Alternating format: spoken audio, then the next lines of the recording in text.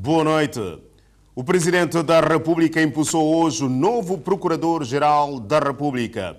Já lá vamos. Antes, o Tribunal da Primeira Instância condenou os comandantes dos 2 navios petroleiros apreendidos pela Guarda Costeira a pena suspensa de 2 anos sob a condição de pagarem ao Estado são-tomense cerca de 5 milhões de euros no prazo de 30 dias. Na sentença proferida hoje pelo juiz Alberto Monteiro, ficou decidido ainda que os 2 navios e os bens que se encontram no seu interior passam a ser pertença do Estado são-tomense.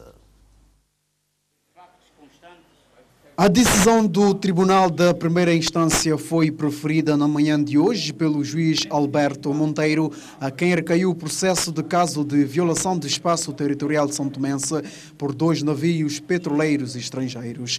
Acusados de crimes de contrabando, os 2 comandantes foram condenados a 3 anos de prisão efetiva, mas por serem primários, a pena foi suspensa por 2 anos sob condição de pagarem ao Estado são-tomense 122 mil milhões e 500 milhões de dobras, equivalente a cerca de 5 milhões de euros no prazo de 30 dias. Este Tribunal Singular julga procedente a acusação do Ministério Público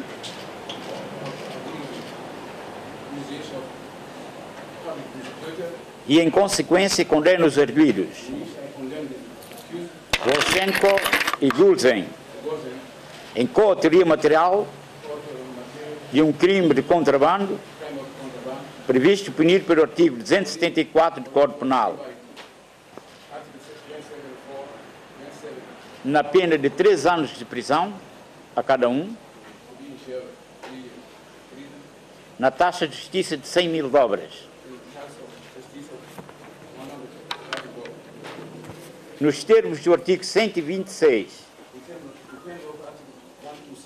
do Código Penal, conjugado com os artigos 483, 497 e 562 seguintes, todos do Código Civil, solidariamente vão os arguidos proprietários dos referidos navios e a companhia Stena Oil AB, condenados a pagar uma indemnização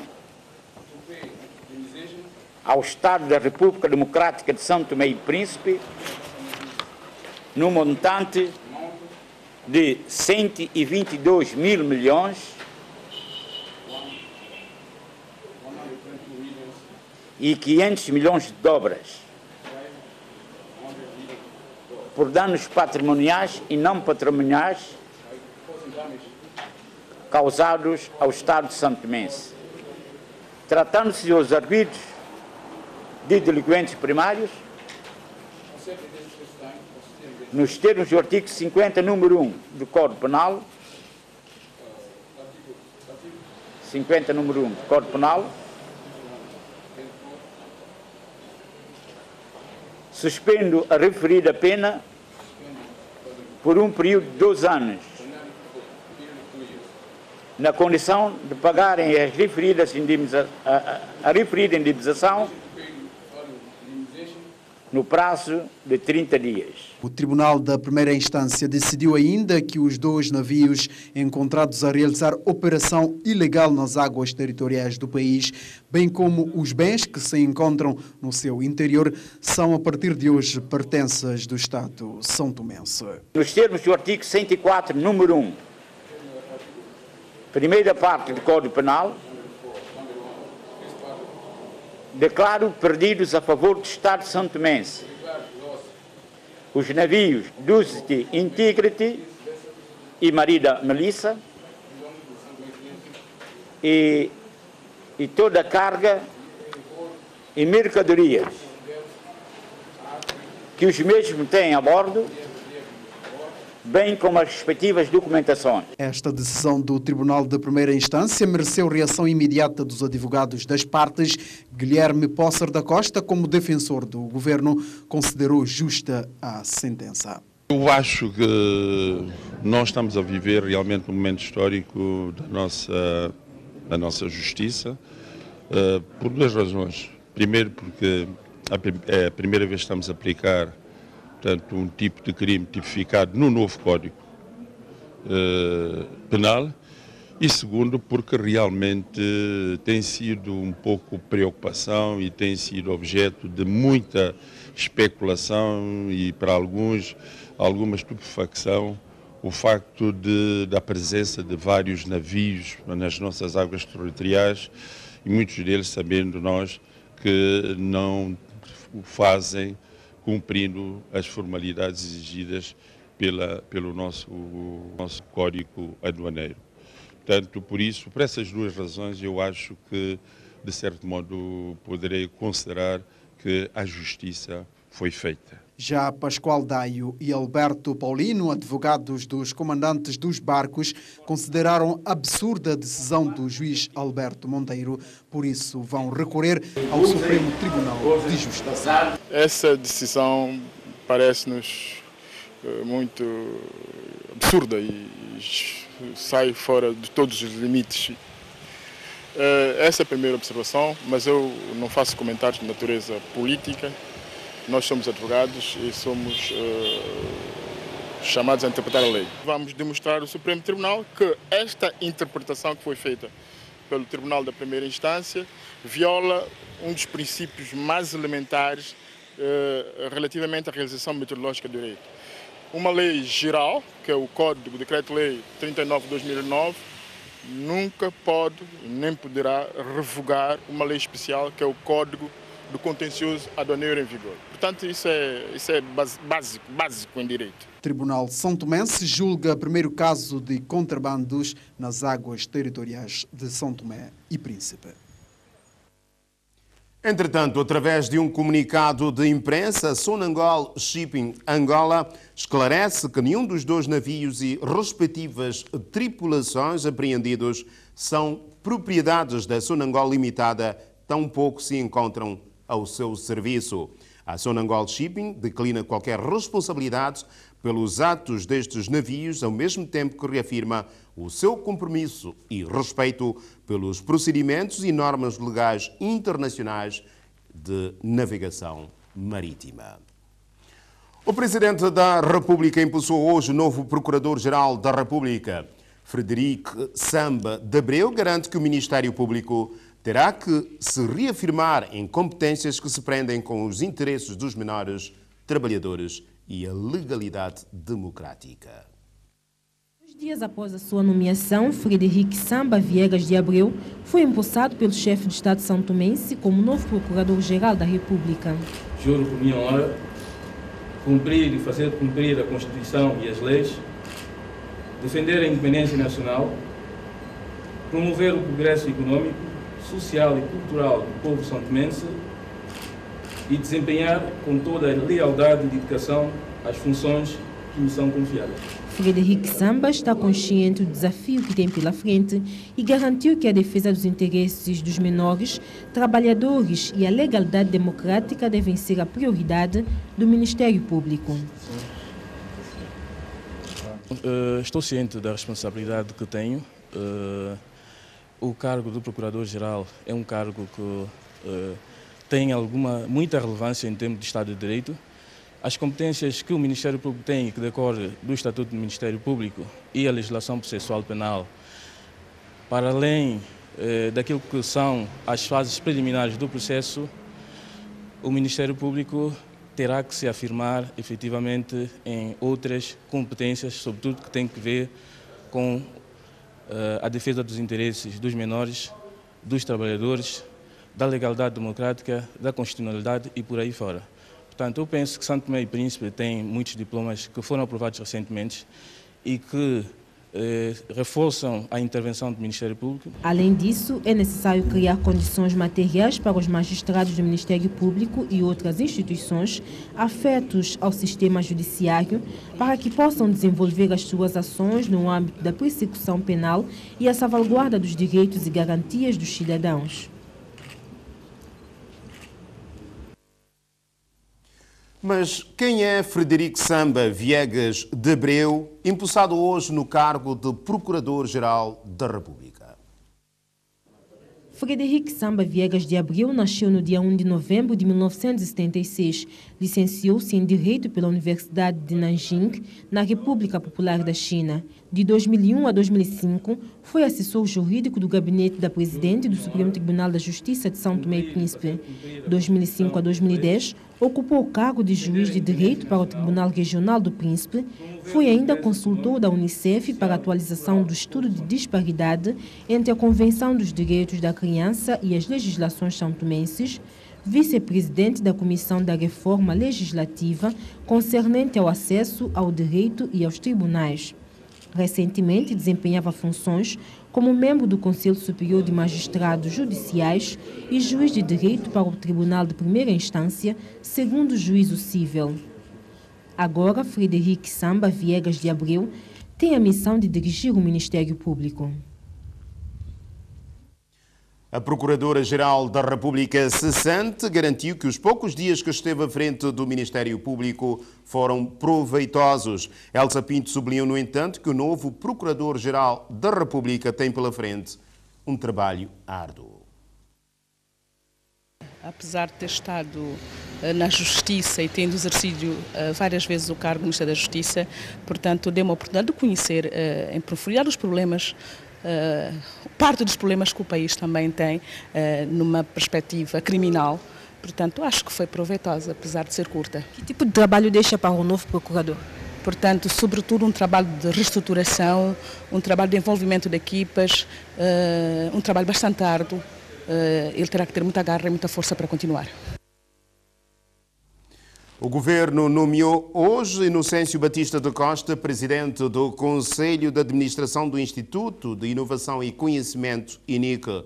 Num comunicado distribuído à imprensa, o Governo considera a INIC como um centro destinado a jovens à procura do primeiro emprego, principalmente aqueles que não atingem a escolaridade obrigatória, entre as quais as mulheres chefes de família, bem como os adultos ativos e desempregados de longa duração. O Conselho de Ministros constatou que o Centro de Inovação e Conhecimento vem funcionando apenas com base no acordo de parceria celebrado para a sua administração e gestão entre o extinto Ministério do Trabalho e Segurança Social e do Trabalho de Portugal. Com vista a possuir um instrumento jurídico para a sua institucionalização, foi aprovado um decreto-lei para a sua criação. A SACAB pretende duplicar a produção do cacau biológico dentro de 3 anos. Para o efeito, está a levar a cabo, com o financiamento do FIDA, uma campanha de poda e enxertia, tendo em vista a renovação da área cacauzal. A propósito, a Roça Maiança acolheu o intercâmbio entre os agricultores. As técnicas de poda e enxertia na perspectiva de renovação da área cacauzal, tendo em vista o aumento da produção do cacau biológico, levaram os agricultores de Santa Geni e Pagafogo ao encontro dos seus colegas de Manhanço. Queremos atingir uma tabela de, no mínimo, 1000 toneladas de cacau seco por ano. E para isso, basta-nos redensificar as parcelas, portanto, aumentar a densidade, podar os cacaueiros já existentes e ali, com certeza, tudo será mudado para o melhor. E isso temos que ter uma força igual, é um dos objetivos que nos levou a proporcionar este intercâmbio, medição de força. Temos que ter uma força igual, mesma dinâmica, no sentido de trabalharmos a sério, de forma a respondermos, portanto, os princípios que nortearam a criação da SACAB. A SACAB surgiu com o objetivo de aumentar o rendimento dos produtores, com vista à melhoria das condições de vida de todos, e assim estaríamos a contribuir na redução da pobreza. E em Manhanço, os agricultores estão engajados no cumprimento destes objetivos. Nós aqui no ano passado tivemos uma estimativa de uma produção de 7 toneladas e cumprimos. Este ano estamos com uma estimativa de 20 toneladas. É possível que as coisas vão chegar lá. Os esforços que trabalham aqui, olha, que a comunidade em si está fazendo. Exemplo que merece ser partilhado. Eu vim para aqui acolher deles, porque vi a parte de enxertia, é uma boa iniciativa, porque uma senhora sem marido, ela diz que ela é quem faz poda, ela é quem mesmo colheita cacau, ela faz quebra. Quer dizer que ela tem boa iniciativa. Eu acho que comigo é uma mensagem que eu levo para a minha comunidade, porque para outras na comunidade que eles têm que tomar isso como um bom exemplo. Um exemplo que nós vivemos da cultura de cacau. Enquanto se não trabalhamos, quer dizer que não colhemos nada. Nós aprendemos que o agricultor de Manhanço mostrou assim um dinâmico através do seu trabalho de lote, e aquilo está muito bonito para mim, tanto na enxatia e também na poda. Essa poda é uma poda que ajuda muito o agricultor, porque ela produz muito cacau, e assim é a mais grande experiência que vi adquirir, e também para levar também para a minha comunidade. Para o aumento da produção e deste modo levar a fasquia de exportação do cacau, aliás, o maior produto de exportação nacional, o único caminho é trabalho. Aos produtores, tanto da SECAB, como também de outras cooperativas que primam pela produção biológica, refiro-me a CEPIBA, a SECAFEB, a SECAC 11 também, que ocupa-se na produção de cacau de boa qualidade. Portanto, apelo a todos que temos que arregaçar as mangas, trabalhar, mas muito trabalho. Só com trabalho que poderemos atingir os resultados que queremos. Para a campanha de poda em enxertia, a Cooperativa de Exportação do Cacau Biológico, SECAB, conta com o financiamento do Fundo Internacional para o Desenvolvimento Agrícola, FIDA. O arquivo histórico conta com novos equipamentos de digitalização e os seus técnicos também acabam de ser formados para melhor gerir os arquivos. Conquistas possíveis com apoio da Unesco. Chegou ao fim o curso sobre sistema de digitalização e gestão dos arquivos organizado pela direção. É com esses aparelhos que vocês vão, a partir de agora, a partir de segunda-feira, começarem a digitalizar todos os documentos que nós temos cá. Espero que tenham aprendido o suficiente. Sabemos que o tempo foi pouco, mas quem aprendeu melhor dará continuidade e ensinará aos outros. É com muita alegria que, através da cooperação Sul-Sul, com especialistas que eu acredito serem muito bons no continente africano, vêm dos Camarões, nós estamos a conseguir tecnicamente pôr esse projeto em marcha. O curso teve duração de 2 semanas e foi monitorado por técnicos camaroneses. Nous permettre de prendre part à l'atelier qui s'est déroulé depuis le début de cette... Eu gostaria de agradecer às autoridades santomenses que nos permitiram ministrar o ateliê durante esta semana, agradecer à Direção-Geral da Agricultura que nos providenciou uma boa estadia. Gostaria também de agradecer os participantes pelo interesse demonstrado durante o curso. Ficamos muito felizes com a dinâmica da equipa deste curso. Avec sérieux, nous avons pu apprécier leur engouement, leur intérêt pour la formation. Em nome dos formandos, eu só tenho a agradecer primeiramente aos professores que mostraram a disponibilidade em Santo Tomé para nos facultar esta formação e dizer que a formação correu em bom ritmo, foi muito aproveitante e nós tiramos os bons apontamentos e eu creio que tudo ficou bem claro. O arquivo histórico recebeu, para além de formação, novos equipamentos de digitalização com apoios da Unesco. São equipamentos que ainda não podem ser exibidos por segurança, mas deverão permitir salvaguardar todo o acervo bibliográfico arquivado nesta instituição. Os acervos existentes neste sector permitem-nos encontrar nas pegadas do passado uma explicação para a nossa própria existência enquanto são tomenses. Permitem-nos, de igual modo, perspectivar melhor o futuro, com melhorias significativas para todos, pela redescoberta dos valores, hábitos e costumes, enfim, de tudo quanto constitui o panorama histórico-cultural deste povo. Na formação participaram 7 arquivistas e bibliotecários que receberam no final um certificado. A tapagem de buracos é uma solução alternativa encontrada pelo governo até conseguir o financiamento para a reabilitação completa de todas as vias da cidade capital e arredores, defendeu a diretora do Instituto Nacional de Estradas. No entanto, para o representante do consórcio Monte Adriano Construmé, as referidas vias atingiram o limite de utilização. Após as obras de tapagem de buracos nas principais vias da cidade capital, surge por parte dos utentes algumas reclamações. O governo atual pensa em reparar o buraco. Dentro de 15 dias, de certeza absoluta, todos os buracos estão abertos de novo. E espero que eles pensem em fazer melhor. Para notar muito bem que a maioria dos acidentes que tem estado a acontecer, uma das causas é a condição de estrada que não está muito boa. E eu não sei aquilo que o Estado tem que fazer para melhorar essa situação. A diretora do Instituto Nacional de Estradas, INAI, afirma que não existe financiamento para a reabilitação total das vias. Há reclamações e eu compreendo muito bem as pessoas, porque a expectativa é sempre para o melhor. Na medida em que o trabalho que está-se a fazer neste momento é pura e simplesmente tapagem de buraco. Não é uma reabilitação profunda.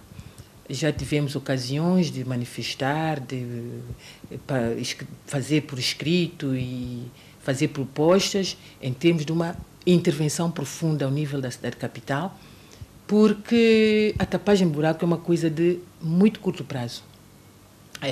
Como sabem, praticamente todos os anos faz-se isso. E vem-se gastando dinheiro neste trabalho. E, portanto, o trabalho seria melhor se fosse possível, embora nós sabemos que realmente o nosso problema, o maior obstáculo que nós temos é a capacidade financeira, porque realmente seria isso que teria sido feito, mas para aligeirar e facilitar a circulação das pessoas e viaturas e tal, então faz-se essa tapagem de buraco para minimizar a situação catastrófica, que posso dizer, em que se encontram algumas das nossas ruas da cidade capital. Por outro lado, o representante da empresa que executou a obra afirma que o tipo de material utilizado não foi o mais adequado, mas é de longa duração. Aliás, esta estrada de Santo Tomé é uma estrada que já atingiu o limite de duração que é do tempo colonial e neste momento está, entre aspas, madura. Estas massas que nós utilizamos são próprias para estradas de pavimentos semi-rígidos. E aqui ficam com um aspecto um pouco desagradável no início, desagregam um bocado, não são massas a frio, mas são mais duráveis e não tenho a menor dúvida que o trabalho que o consórcio fez vai durar por muito tempo. Nazaré Rita afirma que, além de tapagem de buracos, trabalhos de drenagem também serão feitos nas artérias da capital. Professores do ensino básico da região autónoma do Príncipe foram capacitados durante 2 semanas em matéria de língua gestual. A iniciativa visa promover o ensino especial em São Tomé e Príncipe. Foi uma semana intensiva de formação dos formadores de língua gestual a estes professores e educadores do ensino básico a secundário, que surge na perspectiva de levar às crianças com problemas de surdez o direito que lhes assistem. Uma iniciativa do Ministério da Educação como forma de levar a cabo a introdução do ensino especial em São Tomé e Príncipe. Esta formação é constituída por um conjunto de ações que foram partilhadas por 3 etapas. Esta é apenas uma das etapas, é o começo da atividade. Por isso estivemos aqui durante uma semana, no sentido de trabalhar com pessoal da educação, abrangendo todos os níveis de ensino, nomeadamente a pré-escolar, o ensino básico e o ensino secundário, numa perspectiva de tentarmos levar até as crianças com problemas de surdez o direito que lhes assiste. Portanto, nós temos as nossas leis que consagram o direito à educação a todas as crianças, independentemente de qualquer obstáculo que possa surgir. Portanto, não pode constituir fator de impedimento a que eles possam adquirir a escolaridade, sobretudo a escolaridade básica obrigatória. A ação está sendo ministrada pela professora e investigadora da língua gestual, Patrícia Icarmo. Nas primeiras aulas estive a explicar como é a vida dos surdos, como é que é a vida do dia a dia dos surdos, como é que eles se comunicam, o que é a língua gestual. Tentar passar isto aos professores, porque nós surdos somos muitos. Esta é uma das coisas que tenho passado aqui aos formadores. Depois, tentar ensinar um pouco da língua gestual, tentar sempre evitar que eu falasse, para eles apanharem o gesto, eles próprios treinarem. Já aprenderam alguns, já disseram bom dia, boa tarde, boa noite, carro, pronto, já fazem muitos gestos.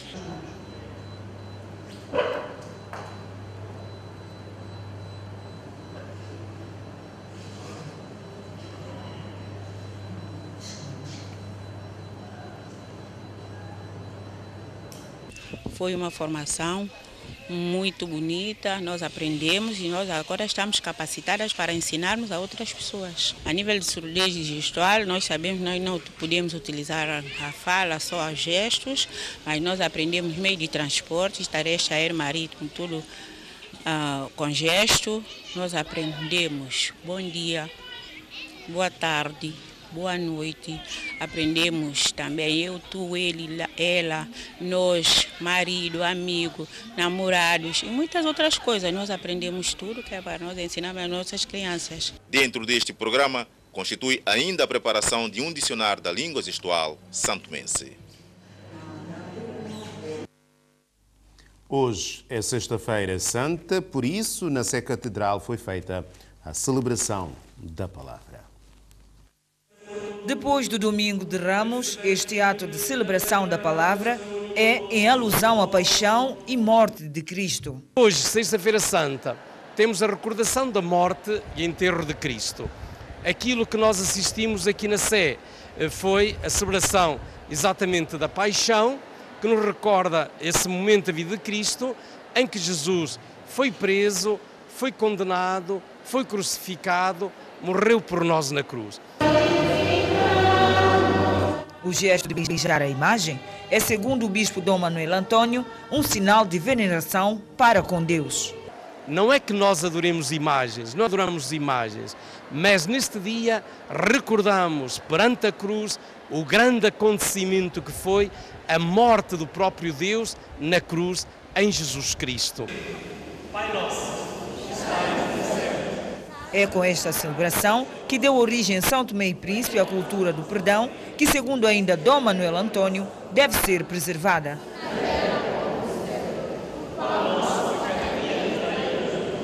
E de facto esta ideia de fazer de Sexta-feira Santa o dia do perdão é uma ideia muito bonita, que eu espero que verdadeiramente São Tomé continue a cultivar a Sexta-feira Santa como o dia do perdão, como o dia em que nós olhamos para a cruz e aprendemos a perdoar com Cristo. Porque verdadeiramente só o perdão é que é capaz de cortar o círculo de violência em que nós podemos entrar. Só através do perdão é que nós podemos encontrar caminhos de reconciliação, caminhos de vida. Que a sociedade santomense aprenda com Cristo a perdoar, seja verdadeiramente uma sociedade onde o perdão seja uma realidade, porque onde há perdão, há vida, onde há perdão, há esperança. Mais tarde, como continuidade à tradição, seguiu-se a procissão de enterro de Jesus Cristo. O Salvador do mundo. Por seu lado, o pároco da Igreja Católica na região autónoma do Príncipe promoveu durante 3 dias missa de Páscoa para as crianças da referida igreja. A reportagem com Alexander Martins. Esta é o término de uma das 3 missas de Páscoa infantil celebrada pelo pároco da Igreja Católica na região autónoma do Príncipe, que culminou com uma caminhada em várias artérias da cidade de Santo Antônio, numa via sacra realizada pelas crianças. 3 dias de experiência maravilhosa com as crianças,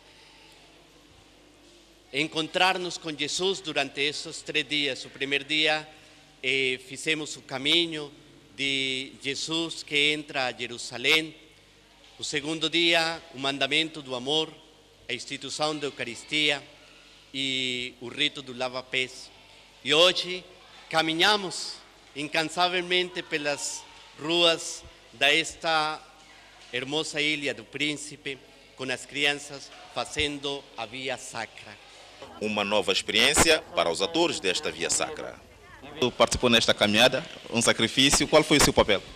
Soldado. E qual a sua função? O que é que o soldado fazia neste? Dava chicota ao Jesus. Então ele fez o papel de Jesus. Então, como foi fazer este papel de Jesus? Foi muito bom, gostei. Andamos pela rua, essas coisas.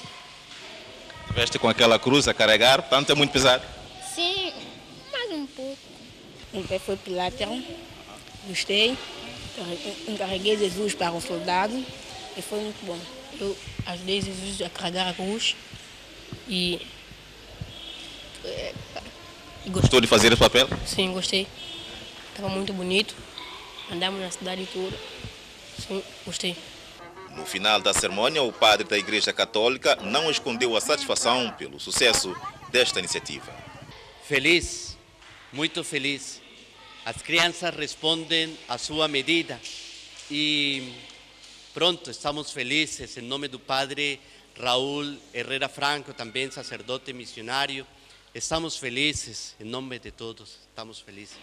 Celebração da missa de Páscoa infantil na região autônoma do Príncipe, organizado pela Igreja Católica.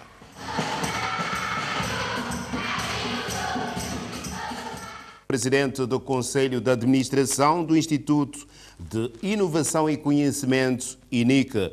Por outro lado, o Executivo aprovou um decreto-lei sobre a criação do Centro de Formação Profissional de São Tomé e Príncipe, que tem funcionado apenas com base no acordo de parceria entre o extinto Ministério do Trabalho, Emprego e Solidariedade e o Ministério da Segurança Social e do Trabalho de Portugal. Segundo um comunicado que a nossa redação teve acesso, o Conselho de Ministros apreciou o facto de o centro ter como destinatários prioritários jovens à procura do primeiro emprego, principalmente aqueles que não atingem a escolaridade obrigatória, entre os quais as mulheres chefes de família, bem como os adultos ativos e desempregados de longa duração.